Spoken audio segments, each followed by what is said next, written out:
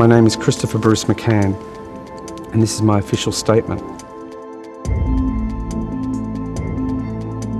I survived a number of shootings in the police force.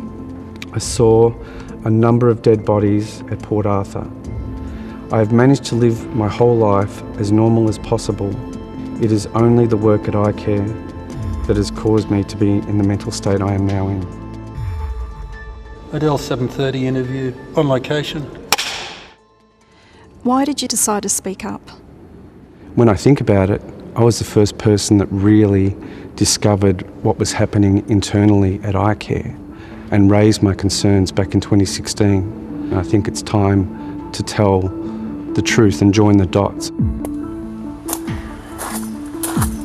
In 2016, former homicide detective and Valor Award recipient Chris McCann joined icare as the head of compliance investigating fraud and corruption. The $38 billion insurance agency looks after millions of workers if they get sick or injured on the job. Within weeks of joining icare, he started to alert senior executives about what he was witnessing. I have a habit, and I think the habit, it was formed a long time ago when I first became a detective.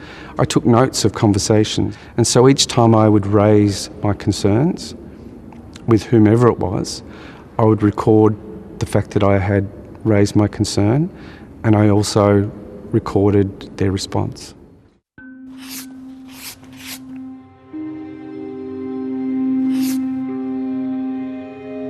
In some of your diary notes, you talk about seeing a very senior officer at icare and talking about contracts that are going out to mates. When I raised the fact that there were significant concerns with our procurement practices and that there were allegations being made that contracts were being given to friends and colleagues, the reaction was abusive, angry. He said words to the effect that you're f***ing useless. Can you give us an example of gifts that weren't being declared? People were taking trips from organisations, accepting trips, accepting accommodation, accepting all the expenses, all expenses paid trips with companies with whom we had contracted. And when I was looking for the evidence to say, have you ever declared that? Have you declared your gift? Have you declared the benefit? Have you declared the travel? It didn't exist. And the more I dug, the more the company and the senior people dug their heels in and didn't like what I was asking. Chris McCann was the first whistleblower who spoke up internally about the corruption that was happening within icare. He's now talking publicly to let people know that the seeds were set for the current disaster back in 2016. So was it a lot of largesse? Oh, absolutely. None of it made sense to me because we were sitting in boardrooms overlooking the harbour when they were cutting off people from getting their workers' compensation payments. There were complaints coming through. Very few people had experience in workers' compensation. Did you hear conversations about how they were treating injured workers? There was a real focus at that point on the New South Wales Police. The potential for the outstanding claims on that particular book, it was more than $200 million. So what they wanted to do was they wanted to rebut the evidence. So what you're saying is reject the claims so they don't have to pay them? That made me feel very uneasy. I've lost friends to suicide that I worked with, ex-colleagues in the police. icare runs the biggest workers' compensation system in the country. Set up by the New South Wales Government in 2015, it's lost more than $3 billion despite cutting benefits to thousands of injured workers. Sydney barrister Jeffrey Watson has spent his career fighting corruption. There are three separate problems with icare. First of all, there's the financial hole. There seems to be $3 billion of debt. Second, there's the human cost. Workers, vulnerable workers, seem to be undercompensated or not compensated at all. And that's very destructive, not just of the workers, but of their families. And the third is this element of corruption. I think that it's amongst the worst cases I've seen. icare is still in damage control. Former CEO John Nagle resigned after failing to properly disclose a contract awarded to his wife. And today, directors fronted a committee in New South Wales Parliament.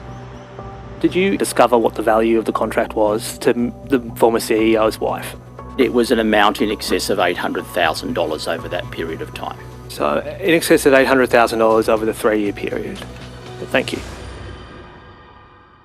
We need an inquiry with all of the powers of a Royal Commission immediately to investigate this.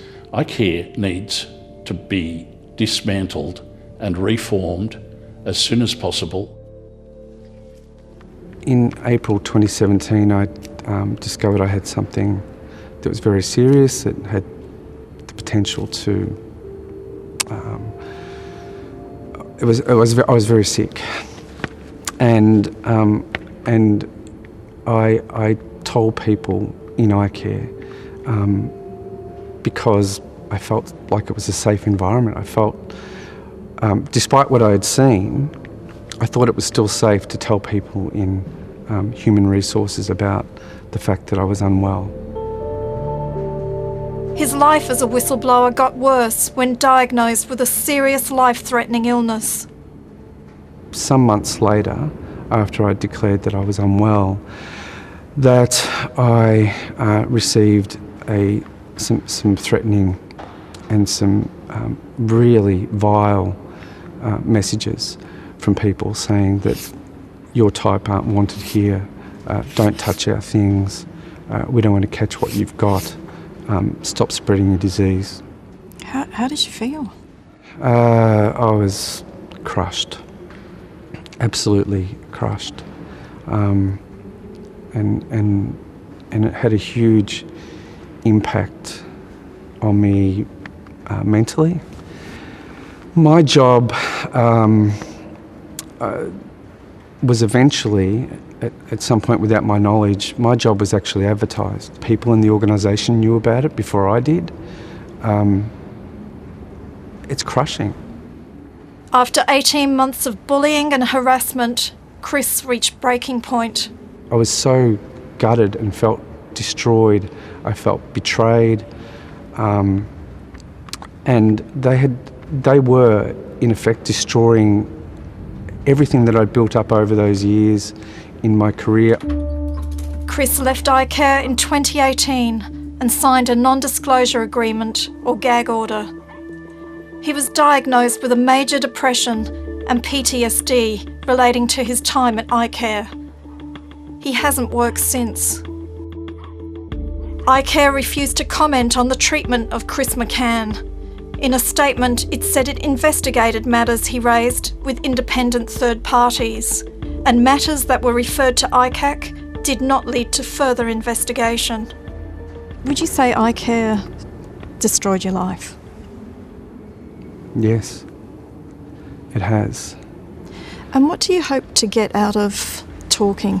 Firstly, it's lifting a weight off my shoulders. This, I'm hoping, is going to help me get the truth out about how that business was run, and that somehow will help me move on with part of my life, if I can.